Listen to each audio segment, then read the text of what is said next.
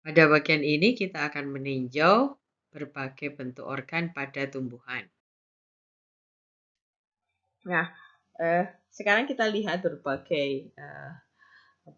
beberapa karakter penting dari organ-organ tumbuhan yang ada di dalam hutan. Nah, yang pertama adalah daun. Nah, daun ini, daun-daun tanaman penghuni hutan tropis itu merefleksikan adaptasi tanaman-tanaman terhadap kondisi kawasan tropika yang khas, yaitu curah hujan yang tinggi. Ya, jadi di banyak tempat yang curah hujannya tinggi, tumbuhan itu, pohon-pohon itu harus mengembangkan strategi biar nggak terlalu basah gitu. Daunnya, ya, nggak terlalu basah. Salah satunya adalah dia bisa meningkatkan terlalu basah bisa meningkatkan risiko daun itu dikolonisasi oleh epifil yang menutupi stomata dan juga terserang oleh patogen. Nah, salah satu cara untuk menghindari keadaan terlalu basah itu dia mempunyai tekstur ya yang agak licin sehingga airnya itu kemudian cepat dilalukan, cepat dibuang dari permukaan, dan dia ada juga adaptasi yang lain membuat struktur yang mempercepat laju hilangnya air daun ya dengan membentuk drip tip ini ya, ujung daun yang meruncing yang berfungsi untuk mempercepat pengaliran air dari permukaan daun lepas dari daun. Drip tip namanya ya. Stem atau batang. Kondisi batang ini merefleksikan aspek mekanik dan fisiologi dari sebuah tanaman begitu. Nah, untuk tumbuhan tingkat tinggi, bentuk dan struktur batang ini merefleksikan sebuah kompromi antara kebutuhan untuk mencari posisi terbaik dari foliage itu dari distribusi daun-daunnya, kemudian bagaimana si tumbuhan itu mendapatkan mechanical stability sehingga dia bisa tumbuh tegak begitu, tidak mudah roboh, dan bagaimana tumbuhan ini memfasilitasi untuk mendapatkan air dan nutrien. Nah, gambaran dari kompromi ini misalnya kita bisa lihat kenyataan bahwa jarang sekali herba itu tumbuhnya sangat tinggi karena herba ini kan batangnya tidak berkayu ya.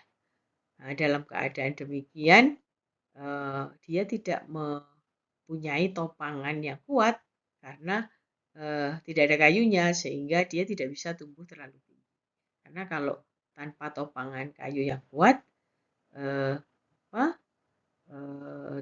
tumbuhan yang tumbuh tinggi itu akan gampang sekali roboh. Nah, secara umum dikatakan bahwa ukuran dari pohon ini sebetulnya merefleksikan hasil evolusi untuk memaksimalkan kemampuan dia untuk mendapatkan cahaya. Secara umum, kalau tumbuhan itu semakin membesar, maka kemampuan dia untuk menangkap cahaya juga semakin tinggi. Tapi pada saat yang sama, dia juga harus mengatasi mengatasi challenge yang diakibatkan karena ukurannya. Jadi dia harus mengeluarkan metabolic cost untuk mensupport tegakannya yang sangat tinggi ini. Nah, biasanya ini dikatakan kalau pohon-pohon ini yang tumbuh di daerah yang sangat terbuka, misalnya ada satu pohon tumbuh di lapangan, itu nggak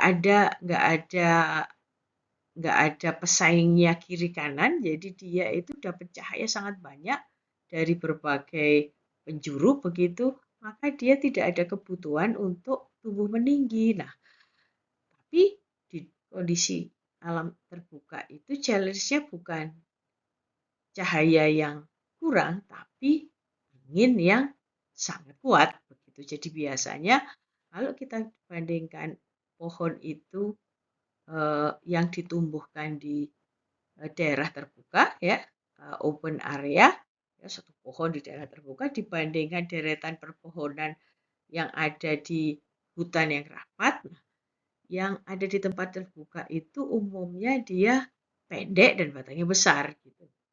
Ya, dia nggak perlu tumbuh tinggi dan tajuknya itu bisa sangat melebar. Sedangkan pohon-pohon yang hidup di dalam tegakan hutan itu biasanya dia dan pohon tetangganya itu bersaing untuk mendapatkan menggapai cahaya matahari. Jadi biasanya masing-masing itu tumbuh ke atasnya itu seperti berlomba gitu. Jadi pohon yang tumbuh di dalam tegakan yang rapat itu rata-rata dia lebih tinggi, tapi biasanya ukuran batangnya itu lebih kurus begitu. Nah, ini ada foto menarik ini, sebuah pohon yang tumbuh di tempat terbuka ya. Ini saya menemukan ini di sebuah botanical garden di kota Christchurch, New Zealand ya. Ini yang menarik dari gambar ini bagaimana pada saat pohon ini tumbuh di area terbuka ya, dia bisa mengembangkan kanopinya itu secara maksimal begitu ya. Ini kanopinya berkembang maksimal karena apa? Kiri kanannya itu nggak ada saingannya begitu ya. Dia tidak bersaing untuk melebarkan kanopi karena dia tumbuh di tempat terbuka ya. Jadi itu poinnya, tapi ini poin tambahan dari saya tunjukkan gambar ini terkait dengan kuliah minggu lalu tentang cahaya begitu. Jadi Anda bisa bayangkan pohon dengan daun selebat ini pasti dia akan intersepsi banyak sekali cahaya sehingga akhirnya cahaya yang sampai di lantai hutan ini sangat sedikit ya. Jadi Anda bisa kelihatan nggak itu lantai hutan ada di ini ada rumput-rumput yang hijau ya isinya rumput. Nah, ada daerah yang di sini tampak gelap. Daerah yang gelap ini nggak ditumbuhin rumput itu. Kenapa nggak ditumbuhin rumput? Karena daerah di titik itu cahayanya sangat rendah. Ini sangat kontras dengan area di luar area jangkauan kanopi itu di mana dijumpai rumput yang sangat hijau. Kayu yang menyusun batang secara mekanik, anatomi dan biokimia itu sangat kompleks dan bervariasi begitu. Nah, salah satu karakter kayu yang penting untuk diketahui adalah wood density atau kerapatan kayu. Nah, nilai dari wood density ini bervariasi. Nah, variasinya merefleksikan perbedaan dari senyawa-senyawa secondary metabolite atau metabolit sekunder, senyawa-senyawa struktural penyusunnya, yaitu lignin, dan kelimpahan dan ukuran dari air cavity itu adalah rongga udara yang ada di dalam dinding sel ya. Jadi ada kayu-kayu yang rongga udaranya itu sangat banyak ya, dan ada yang rongga udaranya kecil-kecil. Nah, wood density ini dari kayu ini sangat terkait dengan karakternya yaitu kekuatan kayu ya. Kayu-kayu yang memiliki wood density yang tinggi itu biasanya mempunyai kekuatan kayu yang sangat tinggi juga.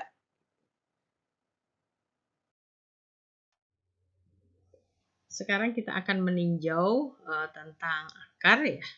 Jadi akar ini merupakan organ penting ya, punya fungsi karena dia anchor trees, jadi dia menancapkan tempat menancap pohon itu di tanah dan merupakan organ untuk mendapatkan nutrien dan air. Anda tahulah ini. Nah, ada karakter unik dari sebaran akar di hutan hujan tropis. Jadi diketahui bahwa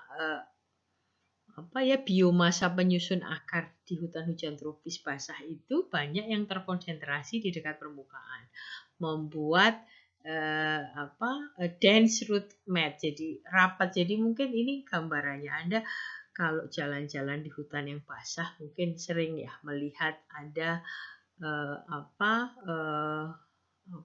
untaian akar-akar yang ada di permukaan tanah. Nah, ini sebuah adaptasi sebetulnya. Adaptasi terhadap apa? Adaptasi terhadap iklim tropis yang sangat basah, sehingga yang pertama sangat hangat. Yang pertama, kondisi iklim yang hangat itu kalau Anda pernah mendengar istilah dekomposisi ya, pelapukan materi organik ya. Jadi semua jatuhan serasa, daun-daunan, ranting atau pohon yang mati, hewan yang mati, dia kan akan didekomposisi ya, diuraikan sehingga materi organiknya itu diubah menjadi anorganik, dirilis ke tanah untuk kemudian diserap oleh akar-akar ini kan, untuk didaurkan ulang menjadi bagian dari si tumbuhan. Nah, proses itu di iklim yang hangat terjadi sangat cepat ya. Suhu hangat, laju dekomposisi tinggi. Artinya apa? Laju liris nutrien ke tanah juga tinggi. Tapi di saat yang sama, kawasan hutan hujan tropis itu curah hujan juga tinggi. Anda juga belajar kalau curah hujan tinggi itu, dia air itu kan akhirnya membawa nutrien yang tadinya ada di permukaan tanah itu ke lapisan tanah yang lebih dalam begitu. Itu yang pertama. Pada saat kondisi tutupan lahan tidak bagus, air yang terlalu banyak itu bisa mengakibatkan erosi ya, run off dan erosi, dan itu juga membawa nutrien. Nah, untuk akhirnya strategi apa yang dikembangkan oleh tanaman sehingga dia bisa mengurangi kehilangan nutrien? Evolusi kemudian mengarah ke dominannya bentuk pohon yang mengembangkan, berbagai pohon yang mengembangkan sistem perakaran di mana biomasa akar itu terkonsentrasi di permukaan tanah tadi ya.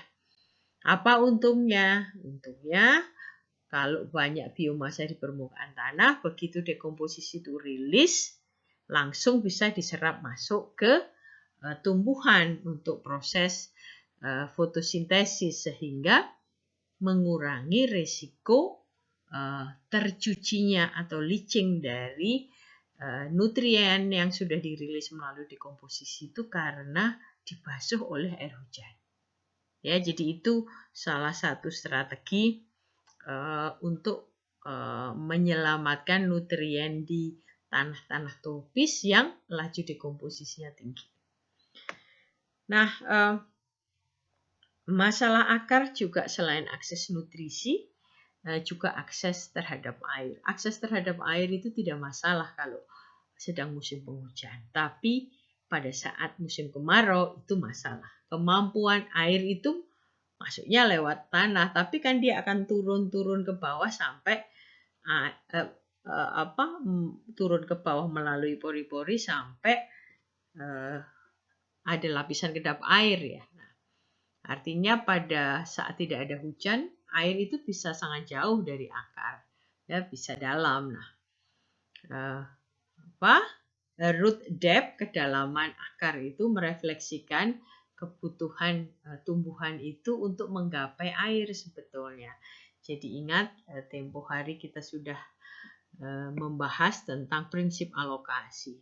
Ya, jadi kalau memang di kondisi daerah itu constraint ya, hambatannya adalah akses air yang kurang, maka tanaman-tanaman yang akan survive di sana adalah yang bisa mengembangkan akar ekstensif ke arah dalam. Root depth-nya itu sangat besar begitu ya. Di kondisi yang kering, umumnya tumbuhan-tumbuhannya itu akarnya panjang ya. Yaitu tadi untuk mengakses air yang lebih lebih dalam begitu. Nah, variasi akar lain adalah variasi struktural. Ini merefleksikan adaptasi dia dengan kondisi lingkungan juga. Nah, ini beberapa struktur yang Anda pernah lihat adalah buttress, banir ya. Jadi ini biasanya ditemukan pada pohon-pohon yang ukurannya besar ya. Jadi bayangkan pohon-pohon yang ukurannya besar, kalau daerah tropis basah kan tidak ada, sebetulnya secara kebutuhan air itu banyak ya. Biasanya dia nggak perlu mengembangkan akar yang sangat dalam. Tapi kalau akarnya tidak dalam dan dia ukurannya besar, dia butuh penopang struktural sehingga dia stabil. Nah, buttress root ini ya, banir ini yang bentuknya seperti ini berfungsi sebagai penyangga ya. Berfungsi sebagai penyangga terutama apabila ya hutannya itu berada di lahan-lahan yang tanahnya itu tipis ya, atau berawa, karena kalau berawa itu kan lembek, dia butuh topangan struktural seperti ini untuk memungkinkan dia tumbuh besar dan tinggi. Ya, kalau tanpa ditopang seperti ini mungkin nggak akan bisa tumbuh sangat tinggi karena dia mudah tumbang. Nah, adaptasi yang lain adalah jenis perakaran akar tunjang atau stilt root yang biasanya kita temukan di daerah mangrove ya, daerah bakau yang karakter substratnya memang lunak dan waterlogged, jadi berair ya. Berair sesekali dia tergenang karena pada saat pasang. Nah, ini membutuhkan struktur yang khusus untuk bisa bertahan di kondisi seperti itu ya. Kalau lagi pasang itu kan air laut datang gitu, nanti surut, itu kan semua ini ya, datangnya air pasang dan surut itu energinya tinggi ya. Kalau tidak ada struktur penunjang seperti ini ya tumbang semua itu pohon-pohon yang ada di sekitar pesisir ya, dan substratnya itu lembek. Kondisi agak berbeda kalau substratnya tidak waterlogged seperti ini ya. Jadi ini struktur akar tunjang. Struktur lain adalah struktur pneumatofor ya. Ini akar-akar yang di tempat tertentu menjulang ke atas. Maksudnya adalah akses ke oksigen ya untuk respirasi. Karena berbeda dengan lahan yang tanahnya tidak tergenang. Kalau tanah tidak tergenang itu ada pori-porinya ya. Jadi oksigen itu bisa ada di dalam tanah sehingga akar-akar yang membutuhkan akses oksigen untuk respirasi bisa mendapatkan itu. Tapi kalau tanah yang kondisinya waterlogged atau tergenang itu kan artinya apa? Pori-porinya sudah keisi air semua ya. Nah, ini kandungan oksigennya rendah. Nah, struktur seperti ini membantu si tanaman yang hidup di daerah tergenang itu untuk tetap mendapatkan akses oksigen untuk respirasi.